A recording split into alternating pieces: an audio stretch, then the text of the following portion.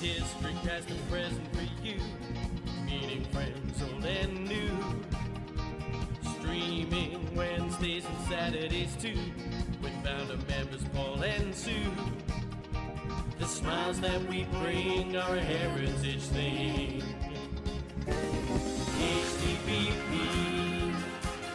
keeping history alive. HDPP, streaming HDPP live. Where local memories survive. HDPP, streaming HDPP live. Film clips, photos, memories and friends helps a dreary night go by. Wearing Hinckley's 6 of the best, stupendous quizzical high. The smiles that we bring are a heritage thing. HDPP, keeping history alive. HDPP, streaming HDPP live. Where local memories survive. HDPP, streaming HDPP live. Let's take you back in time. A community affair. We'll take you for a ride.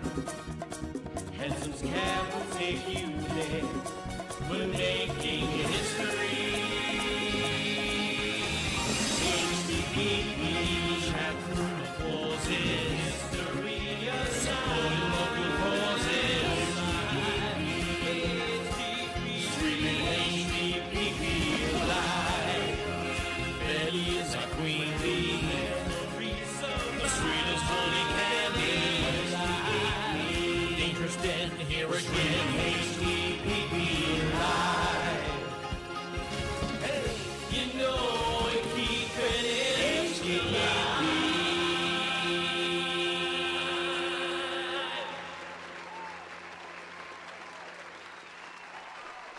Well, we're here at last. We're here at last. You wouldn't believe what was going on here a few minutes ago. Well, welcome to HDPP Live, Sunday evening with yours truly. And my word, I was sitting here all calm and everything, and I pressed the button to go live, and we went live, and I went to type something. I looked up at my screen, and everything had gone. You'd all disappeared. And I didn't do anything. And then I had to start again, but then the existing links won't work if you do that. So it was very difficult. Didn't swear. Anyway, welcome. You're here. The main thing is you're here. You can see by the chat room while we're doing this live that you are here and you've found the latest stream. So I can't change the date on the stream until it's finished. So I've got to remember to edit that after the broadcast. Anyway, that's all my problem to sort out. How's your week been? Have you been all right? How's it been? Yeah, well, you can probably tell by the voice. I've had the lurgy again. Bit of a nuisance, actually. But I think we'll get through the evening okay. Just, I don't know, like walking around with a woolly head. Yeah, strange. But I'm a little bit better, but the old voice is feeling it a bit. Managed to get through the radio show this morning okay, so let's see if I can get through in tonight's live stream. Now then, it's been a busy week here at HDPP with lots of good causes accepting their nominations and ready for donations next month, of course. This being our last Sunday of January already. January's finished, it's gone, it's done. You get to about the 26th, 27th, and you think, well, that's that month done, and out you go. Yeah, exactly. But anyway, I'm just scrolling in the chat room now. I always like to give you a little hello. Yes, and as you can see, but people found us, which is really good. Glad that Mr. and Mrs. Smuggley and Co. And Tasha are all there as well. And Kit's here, and she's promised to try and stay with us all the way through the programme. Now, for Kit, this is a bit difficult of late because she's too busy documenting somebody over on the other side of the world. Been keeping everybody's headlines going just lately, hasn't he? I'm not even going to go there. It's not worth a breath. It's not even worth drawing breath on that one. Anyway, Pat Galloway's here. So, Pat, great to have you with us. A big cooey from him, of course. And the Crops are here. They've escaped from the cellar and they're sitting on a bench. I will do it, Alan, I promise. I'm just out of phase this week with it, but we will do. We'll have a Panto special. Oh, yes, we will. Yeah, good. Jeff Wallace is here as well. Nice to see you there, Jeff. And apparently we missed Anna, who came in to see us yesterday at the local watering hole, but we didn't go. Long story short, one of the granddaughters decided, I'm not going to eat my sandwiches. I said, well, if you don't eat your sandwiches, we don't go to the club. So you can imagine what happened. The sandwiches weren't eaten, and we didn't go to the club. Right, okay then. And Jan Kirby's here as well. Nice one. But Kit is sitting back with a Bacardi and Coke in hand. So enjoy and dream of you know who. I don't think Mrs. Poldark it's going to be much more. I wonder if it's going to be Mrs. T. Maybe. However, good. Pat was wondering if we're having trouble with sound. No, the sound I can confirm is good. It is good tonight. And as you can see, plenty of people in the chat room. Great to have you. Little Jane's here as well. Yes. Oh, Anna says she's had the lurgy as well. So there you go. Okay then, let's get to it. In tonight's programme, some lovely features, of course. We're going to look at a little bit of old Burbage tonight. I thought we'd have a little bit of that. And a couple more things, mods and rockers. Remember mods and rockers? We'll be looking at that in a little while as well. But before all of that, we've got even better stuff. We have got our weekly quiz, and we're going to have fun with the anagram tonight. Thank you to Mr. Smuggley, who actually sent me an anagram. He said, if you haven't got one for tonight, Paul, I've got one. And he sent it me. I shall use it next week. But I have got one for tonight with a bit of fun. You're going to love it, I promise. So with no further ado, let's get the old quiz out the way first. So, the weekly quiz, here it is. And we're going to start. You're going to get these. Now, before we even start, don't bother using various search engine stuff. If you don't know, there's no shame. You don't know it. Doesn't matter. Bit of fun. Okay, so here we go. Question number 1. I thought this was in. I didn't know this. So what is the name given to our moon? What is it called? You're going, moon. Wrong. There is a name. Now, if in astronomy terms, if you look at all the moons in the solar system, they've all the moons to the various planets have got a name. And I didn't know till the other day that our moon has also got a name. What is it? Now, stop Googling. Yes. If you don't know it, you don't know.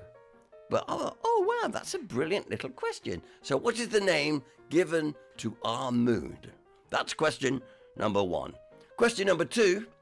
In which mountain range is the source of the River Severn? In which mountain range is the source of the River Severn?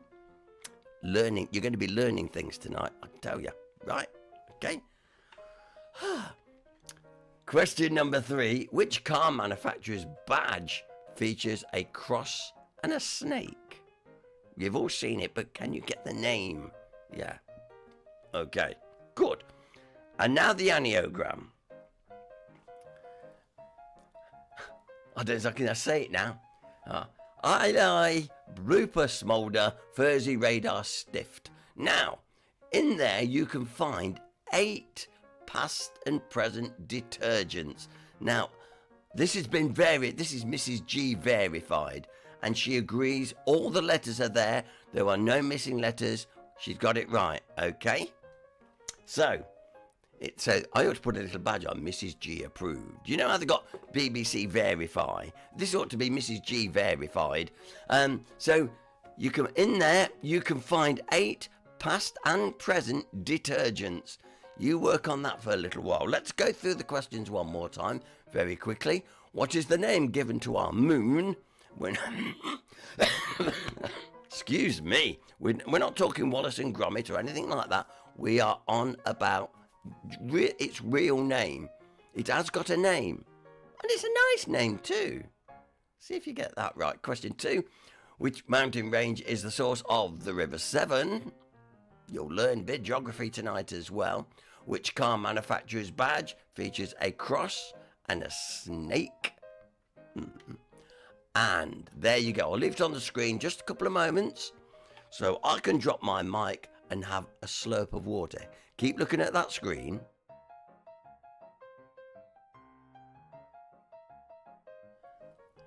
I think this is a good one, actually. And I said last week, I said to Sue, I said, I've got an idea for one that'll be a bit of fun as well.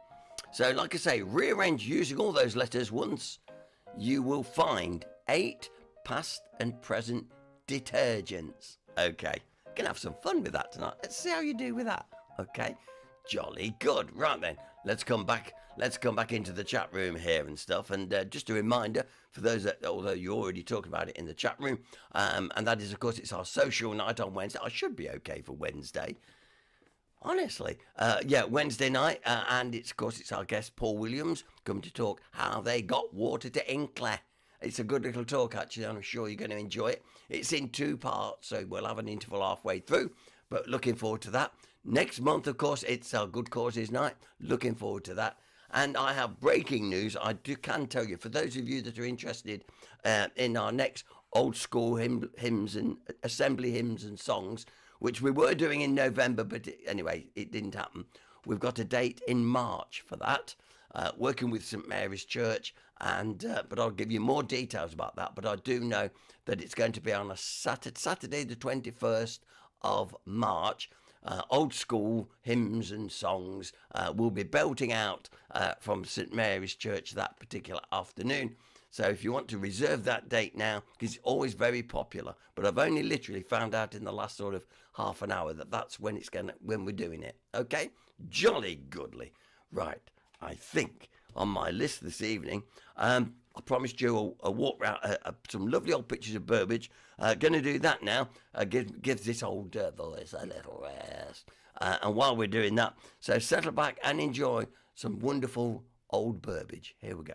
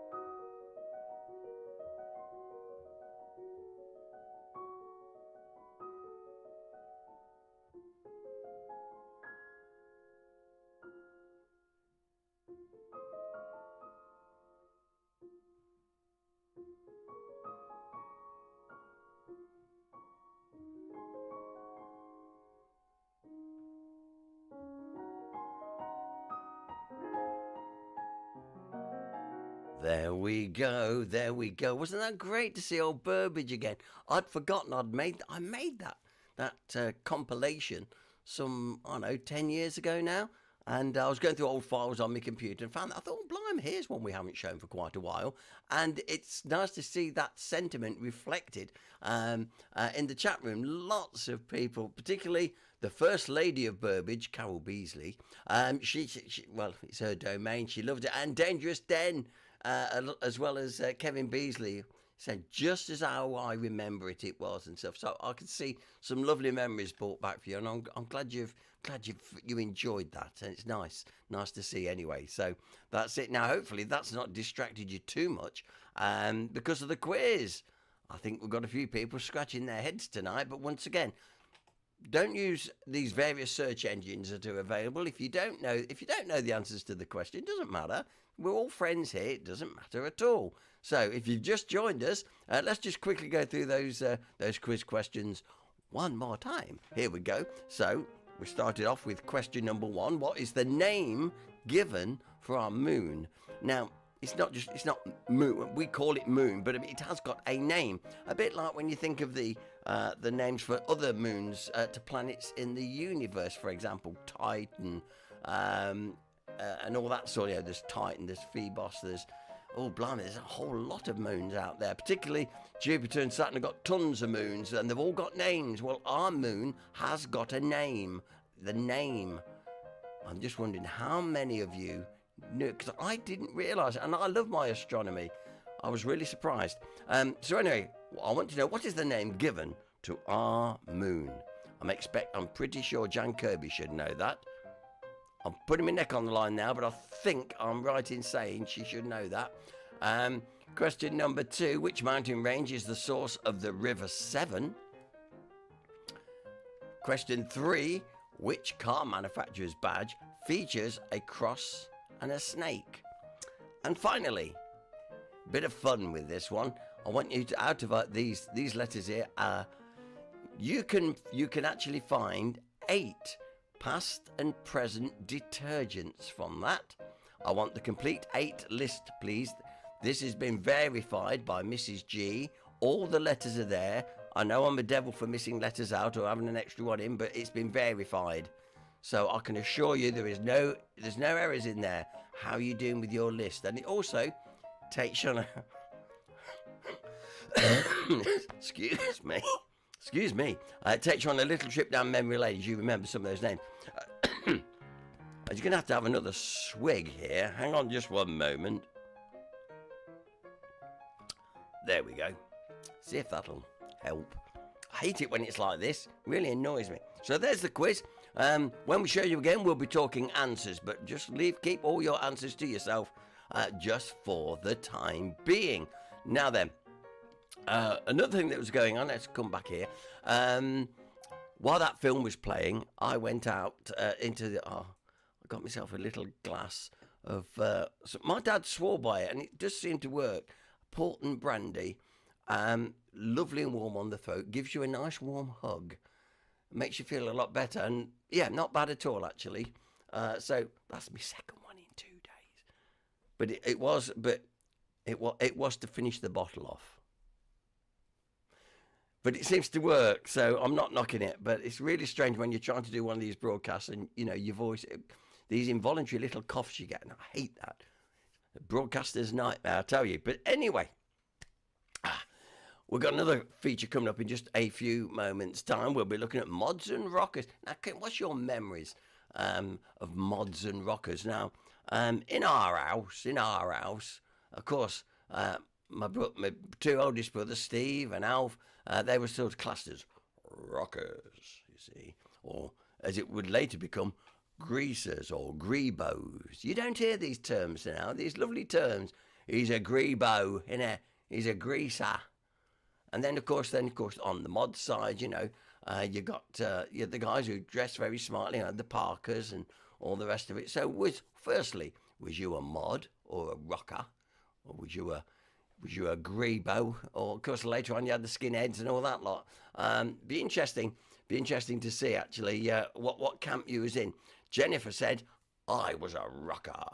Okay, and of course the rockers used to like the Rolling Stones and all that sort of music.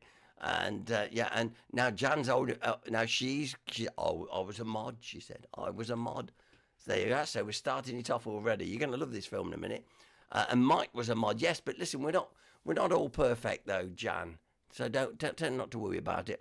Alan was a rocker. Now I can believe that with you, Alan. I think you'd be a bit of a rocker there. Pat was a mod, and Kevin was a rocker.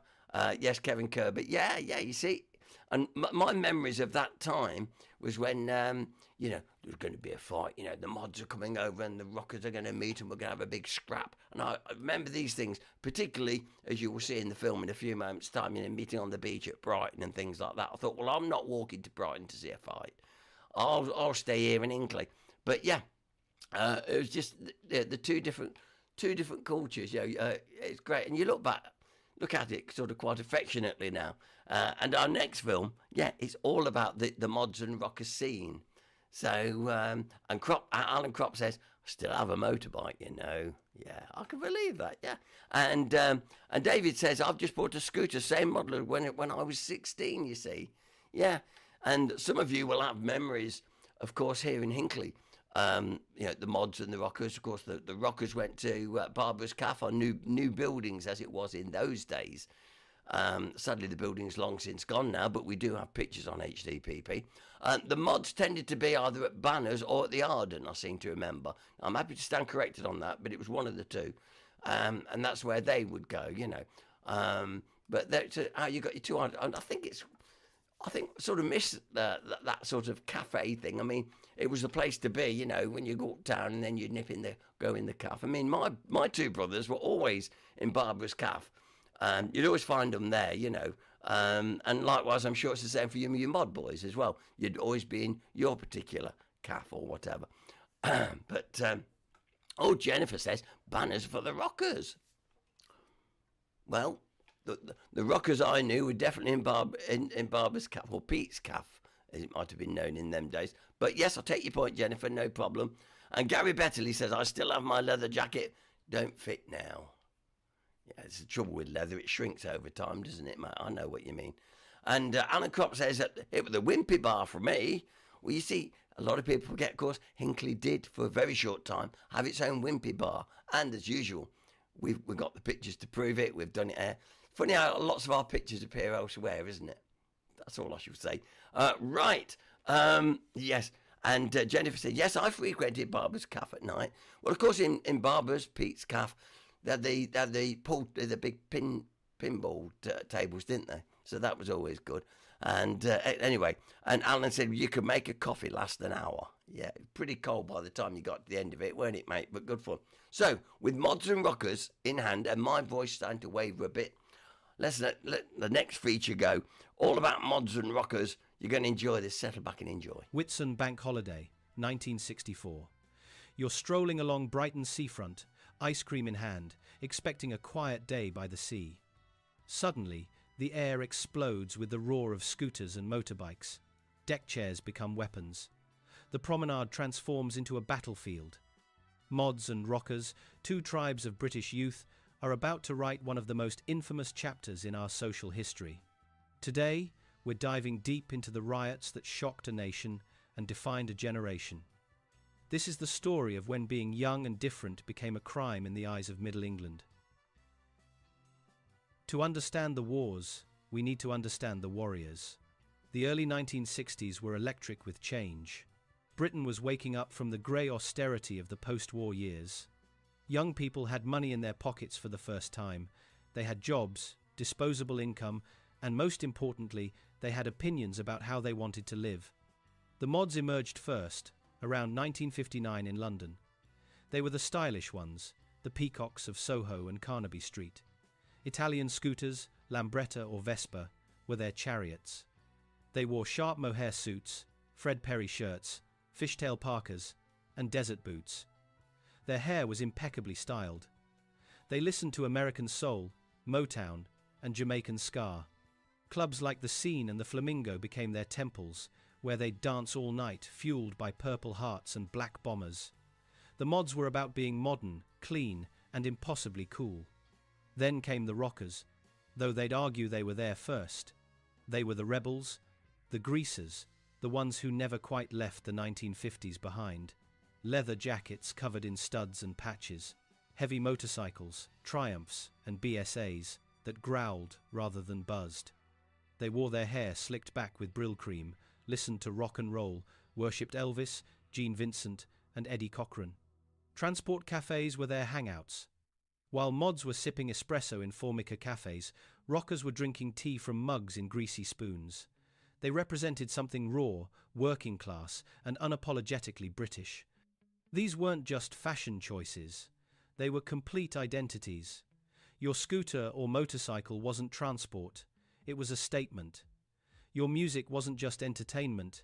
It was your manifesto. And increasingly, these two tribes couldn't stand the sight of each other. The trouble started small, as these things often do. Easter 1964, Clacton-on-Sea, a modest Essex resort town, was the first to experience what was coming. Groups of mods and rockers had descended on the town for the bank holiday weekend. The weather was dreadful, grey and cold, leaving hundreds of bored teenagers with nowhere to go and nothing to do. What began as minor scuffles escalated quickly. A few punches thrown, some property damage, nothing extraordinary by today's standards. But the media seized upon it with both hands. The Daily Mirror and other tabloids painted pictures of wholesale destruction. Newspaper editors, perhaps remembering their own teddy boy scares from the previous decade, saw gold in these stories. Suddenly, Britain had a new moral panic. The coverage did something unexpected. It didn't discourage the violence, it advertised it. Teenagers across the country read these sensational reports and thought, "That sounds exciting. Maybe I'll go down to the coast next bank holiday. See what all the fuss is about." The media had inadvertently issued an invitation to chaos. Whitsun Weekend, 1964.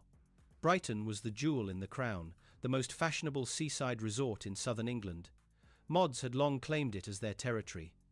They'd ride down from London in vast convoys, their scooters adorned with extra mirrors and lights, arriving in formation like a mechanical army. That weekend, both tribes descended in unprecedented numbers. Estimates vary, but thousands of young people poured into the town. The police were overwhelmed from the start. They'd prepared for a few hundred troublemakers, not this invasion. The violence erupted on the Saturday evening and continued through Sunday. Deck chairs were smashed and used as clubs. Windows of shops along the seafront shattered. Groups chased each other along the beach, across the piers, through the narrow lanes of the old town. The distinctive sounds were unforgettable: the crash of breaking glass, the revving of engines, the screams and shouts, the whistles of police trying desperately to maintain some semblance of order. Local residents watched in horror from their windows. This wasn't their Brighton. The Palace Pier became a particular flashpoint. Imagine the scene. The ornate Victorian structure, usually filled with families and courting couples, now hosting running battles between leather-clad rockers and parka-wearing mods. The irony wasn't lost on observers. These beautiful Edwardian resorts, built for genteel pleasure, had become arenas for Britain's angriest youth. But here's what's fascinating. The actual violence, when you look at the records, was relatively minor. Most of the arrests were for threatening behavior, possession of offensive weapons like chains or koshes, or criminal damage. There were injuries, certainly, mostly cuts and bruises. But nobody died. Nobody suffered life-changing harm. Yet the way it was reported, you'd think Britain was collapsing. If the seafronts were the battlegrounds, the courtrooms became theatres of moral outrage. Dr. George Simpson, the magistrate in Margate, became briefly famous for his sentencing comments. He called the defendants sawdust Caesars and said they were exhibitionists and potential criminals. He handed down sentences that shocked even hardened court reporters. 3 months in prison for possessing a small penknife, hefty fines for teenagers who couldn't possibly afford them. The message was clear: we will crush this rebellion. These weren't trials seeking proportionate justice. They were public examples meant to terrify other young people into compliance. The accused stood in the dock, many still wearing their tribal uniforms. Some looked defiant. Others seemed confused about why their bank holiday adventure had landed them in such serious trouble. Their parents sat in the gallery, often bewildered. These were working-class kids, mostly. Apprentices, shop workers, factory hands, not career criminals, not hardened thugs, just teenagers who'd got caught up in something that spiraled beyond anyone's control. The media circus continued. Photographers jostled for shots. Reporters scribbled dramatic descriptions. The teenagers became symbols rather than people. They were no longer John from Battersea or Mary from Hackney. They were representatives of everything supposedly wrong with modern Britain: lack of respect, American influence, moral decay, the permissive society that was apparently destroying traditional values. Britain in 1964 was a nation uncomfortable with its own youth. The war generation, those who'd endured rationing and bombs, couldn't understand these kids with their disposable income and strange music. Sociologist Stanley Cohen later studied these events and coined the phrase folk devils. The mods and rockers became convenient scapegoats for deeper anxieties about social change. The reports were wildly exaggerated. One newspaper claimed Brighton looked like a battlefield, with blood running in the streets. The reality was a few broken windows and some scared pensioners. Another paper suggested these riots were organized by communist agitators trying to destabilize British society. The truth was far more mundane: bored teenagers with tribal loyalties and too much time on their hands. Television news programs showed the most dramatic footage repeatedly: the same deck chair being thrown, the same group running along the beach. It created an impression of sustained, widespread chaos. Politicians demanded action. Questions were asked in Parliament. The Home Secretary issued stern warnings. Local councils considered banning leather jackets and unusual haircuts. This is how moral panics work. Take a real but limited problem, amplify it through sensational media coverage, add concerned authority figures making dramatic statements, propose draconian solutions. Watch as the problem actually gets worse because you've given it so much attention. The mods and rockers riots were as much created by the media as by the teenagers themselves. But why did these two tribes hate each other so intensely? Understanding this reveals something profound about British class and identity. Both groups were working class, but they represented different responses to their position in society. Mods were aspirational. They spent their wages on looking perfect. A mod might live in a council flat, but dress like a young businessman. They were trying to transcend their origins through style and sophistication. Their scooters were European, their music was black American soul, their attitudes were cosmopolitan. They looked forward, toward a Britain that was modern, classless, and connected to the wider world. Rockers were traditionalists in their own way. They embraced their working-class identity without apology. Their motorcycles were British, their music was 50s rock and roll, their leather jackets were practical workwear elevated to uniform status. They valued authenticity over appearance, substance over style. In their view, mods were pretentious, trying to be something they weren't. Each tribe saw the other as traitors to some unspoken code. To a mod, rockers were dinosaurs clinging to a dying past. To a rocker, mods were shallow fashion victims with no genuine rebellion in their souls. The violence was really about competing visions of what young, working-class British masculinity should look like. Heavy stuff for a bank holiday at the seaside. The music reflected these divisions perfectly. Mods discovered rhythm and blues before most of Britain. They championed bands like The Who and the Small Faces, who understood their aesthetic. The Who's My Generation became their anthem, that line about hoping to die before getting old. Rockers stuck with rock and roll, with British bands like the Rolling Stones, initially appealing to both camps before becoming too fashionable for the rocker sensibility. What did being a mod or rocker mean to your generation? By 1966, the riots had largely fizzled out. Why? Several reasons. The police got better at handling bank holiday crowds. Towns introduced bylaws specifically targeting the tribes. Many of the original participants simply grew out of it.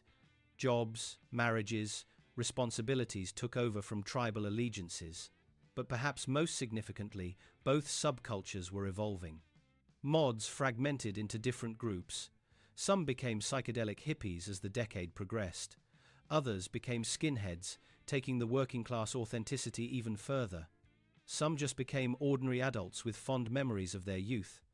The rocker culture persisted longer in some areas, but gradually faded as the bike culture became more diverse. The impact on British society was profound.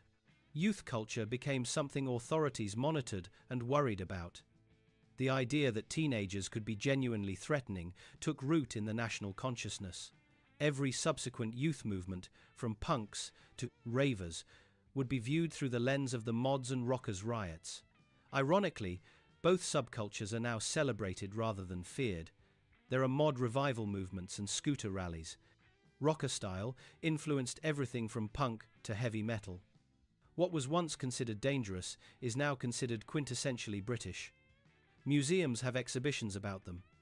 Documentaries celebrate their style. The rebellion has been sanitized into nostalgia. Looking back 60 years later, what should we make of it all?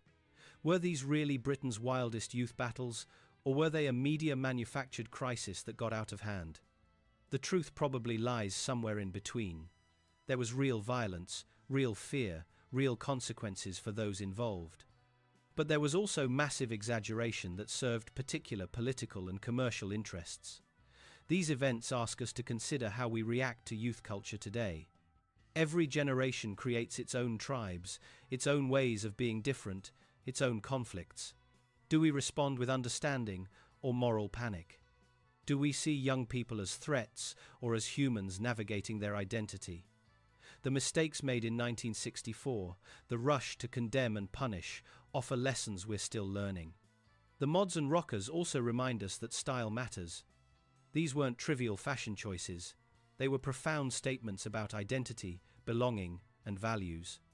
In an era when working-class kids had few ways to express themselves or gain respect, clothes and music became revolutionary acts. That impulse hasn't disappeared, it just looks different now. The mods versus rockers wars were never really about violence. They were about young people trying to carve out space for themselves in a society that didn't understand them. They were about the collision between tradition and modernity. They were about Britain struggling to accept that it was changing, that the war generation's values wouldn't automatically transfer to their children. 60 years on, those teenagers are now in their 70s and 80s. Many probably look back with a mixture of embarrassment and pride. Yes, they caused trouble. Yes, they scared people. But they also lived intensely, dressed brilliantly, and created something that still fascinates us decades later. They were young when being young, and different felt like revolution. So here's my question for you. Were the mods and rockers villains or victims? Were they dangerous or just different? And what would you have been, sitting on that train down to Brighton in 1964, preparing to stake your claim on the seafront? Would you have worn the parka or the leather jacket? Would you have ridden the scooter or the motorbike? Drop your thoughts below. Tell us about your own memories of these times, or what your parents told you about them. Let's keep this conversation going, because these stories belong to all of us. They're part of what made Britain the country it became. Until next time, keep those memories alive. Wow, what a good one. I think that's probably one of the best ones we've shown in these sort of series. And that has brought a lot of memories back for a lot of people. As you can see down here in the old chat room, there is lots of people recalling their time and whatnot as either a mod or a rocker. And the various venues to which in Hinckley you would hang around and stuff, you know. The Lady of Burbage, Carol Beasley, said this was utter madness at the time. Far too much testosterone, rather. And Jennifer said we were quite mild teenagers. We didn't like causing trouble.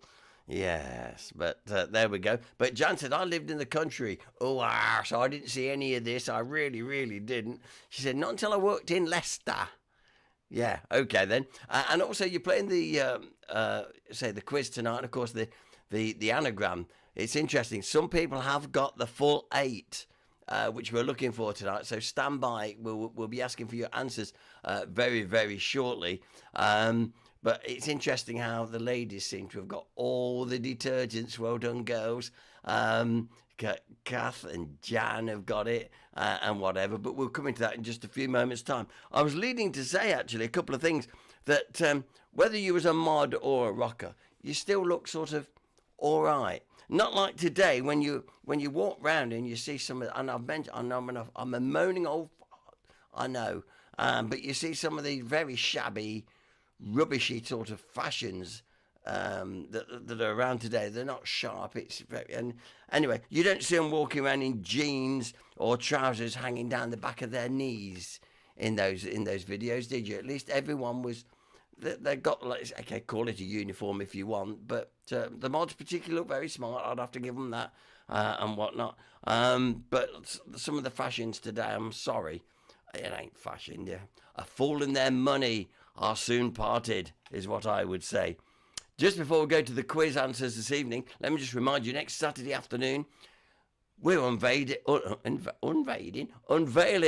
Ada Lovelace. We've been invited. We'll be there, and I know some of you in the chat room have been invited to go along to the unveiling Saturday afternoon outside the college in Lower Bond Street.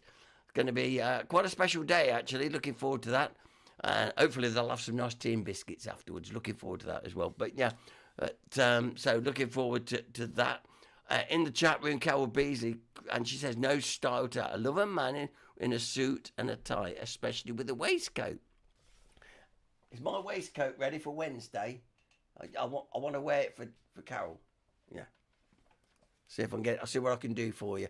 Mind you, I agree. On certain occasions, I think a tie, nice shirt, tie, and indeed a waistcoat frames you nicely.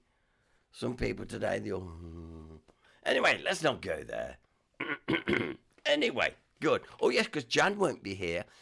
Jan's got a better offer. She's off to Scotland, if I remember right. Let's see if she can redeem herself in the quiz. Now, I'm going to go through each question one at a time. I'm going to give you a chance to type it up, type your answers ready. Let's see how you're doing it. And I think my voice will just about last out to the end of the broadcast. So here we go. This week's quiz. And I'm asking you, what is the name given for our moon? Okay. Let's see who's got this right. Daniel Coburn, big moon? No. But Jane Brown has got it right. Tasha, no, it's not cheese. Tasha, honestly. But Pat Galloway gets it right, as does Jennifer, as does Jan, and you'd better get that right, Jan, as does Mr. Smugly, of course. The answer we're looking for, the name of our moon, and you know it, Luna. Luna. L-U-N-A. Luna. That's the name of our moon. So when you go out, when we do get a clear sky eventually, after all this blooming dark rain and goodness knows what, you'll say, hello, Luna. How are you? Jeff Wallace getting it right as well. Dennis, you've learnt something tonight, you see. He didn't know.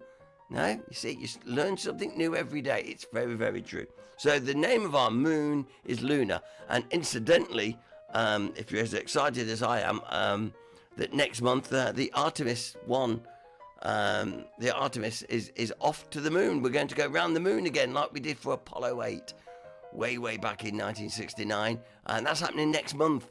First time since 1972 we've left Earth orbit and gone into deep space. Can't wait for that. Exciting times. His voice is crackling. Okay, which mountain range is the source of the River Severn? That's my next question to you. Let's see if you can get that right. I'll give you a few minutes. Yeah. Tash said, I thought Luna was too obvious. Now then, let's see who gets this right. Mr. Smugly. Let's see. I'm just going down. It's all going by you. Mr. Smugly said, it's the Malverns. Oh, no, it isn't. Sorry, Mr. Smugly. But Jennifer's got it right, as Jane Brown's got it right. Jan's got it right. And Jeff Wallace has got it right. It's the Cambrian Mountains. The Cambrian Mountains is the answer we're looking for there. If you got that right, give yourself a point. And which car manufacturer's badge features a cross and a snake? You'll know the brand, but can you get it right? I like Mr. Smugly. I didn't think it was. But why did you put it? Anyway. Excuse. He's gone again. Hang on, I'll be back in a moment. I'm back. Right. Okay, we're looking for. And everyone is getting this. Most of the people getting this right, actually. Tash, John, Jeff, Jane getting it right. We're looking for Alfa Romeo. Jennifer Richardson got it right. Daniel's got it right. Dennis Perkins right. Pat Galloway got it right as Romeo, but Will did that one. And Tash said, yes, I got this one before, Dad. Well, there you go. Okay. And Kevin Beasley comes in. Correct, with Alfa Romeo. Okay. I'll give you a chance to write all your answers down for this one. Here we go. Did you find all 8 past and present detergents? John Dennis, he's already got his copied ready to paste. 1, 2, 3, 4, 5, 6, 7, 8. Well done, Mr. Smugly. You are right. Yes, and most of you are getting it right. Well done. But it's been a good one tonight, hasn't it? Well done to Jan Kirby. She gets all 8. Kevin just got 1. But well done, Kevin. Jennifer Richardson, she got 3 tonight. And Alan Kropp said, got the lot. just like that. He weren't going to type it all out. I got the lot. And Jeff Wallace comes out with them as well. So well done. I thought that was good, yeah. Dennis said, I only got 7. I copied it wrong. Well, there you go. But you've got, if you come out with Purcell, Omo, Ariel, Bold, Surf, Fairy, Drift, and Daz, well done. They are the 8 past and present detergents that we were looking for tonight. And like I say, interesting how in a lot of cases the ladies got that right. I don't know what that implies. I'm just an observation really, but there you go. John says there's a story about Omo. Well, you can always come and tell us one night. That's okay. And Jennifer said, I haven't got a pen with me tonight. Never mind, you're still doing well. And Jan says, I still use fairy, but can we say that word these days? Are we allowed to say that word? Just a thought. I don't know. I can't keep up with it myself. Well, as my voice starts to give up on a busy stream, I think now is a good time to bring. Can you hear it? This is when you need to go into the radio studio and make some deep, dark Bob Mitchell voices. Because that's what he did. Made a fortune out of it as well, bless him. Anyway, 2 for us, says the Crops. And Jeff Wallace has cleared me to say, I can say fairy. So, have you got your scores? Any more scores to come in before we close it? Pat Galloway, just 2 for me tonight. Well done, Pat. That's 2. Well done. If anybody else can... Has anybody got the complete set? Has anybody got all the questions right, including all the answers to the anagram tonight? Jennifer said 3 and a bit. And nearly 2 for Dennis. 3 for me, says Jan. Go and have a gargle. I'm going to need one very shortly. I'm amazed I've got through tonight. Yes. Go and have another gargle.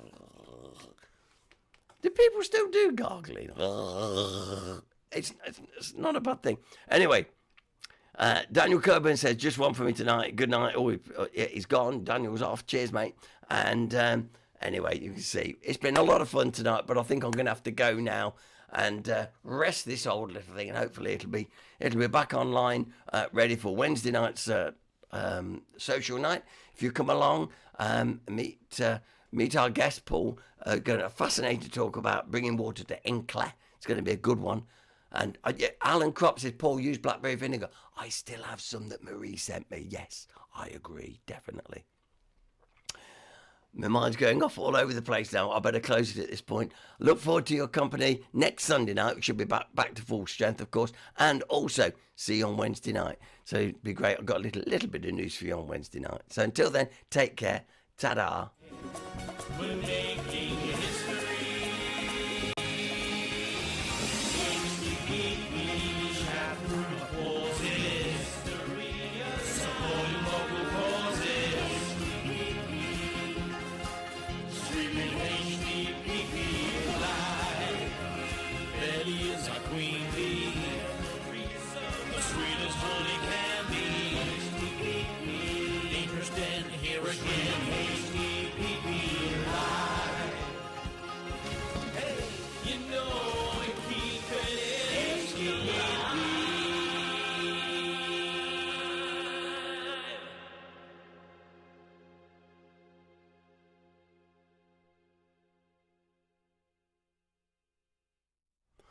Battling through tonight, but I cannot go without leaving you just 1 or 2 little dad jokes. So I'd like to send you off with a little chortle, a bit of a laughter, so you can lie in bed tonight going thinking, yeah, that was a good one. So why can't a nose be 12 inches long? Because then it would be a foot. A termite walks into a bar. He sits down and asks, hey, is the bartender... What happened when the cat ate the clownfish? He felt funny. How does a scientist freshen her breath? With experiments. How do you make 7 even? Take away the S. Why doesn't Elton John eat iceberg lettuce? Because he's a rocket man. What did the ocean say to the beach? Nothing, it just waved. And finally, what did the man say whilst he was reversing his car? Oh, this takes me back. Take care. Good night.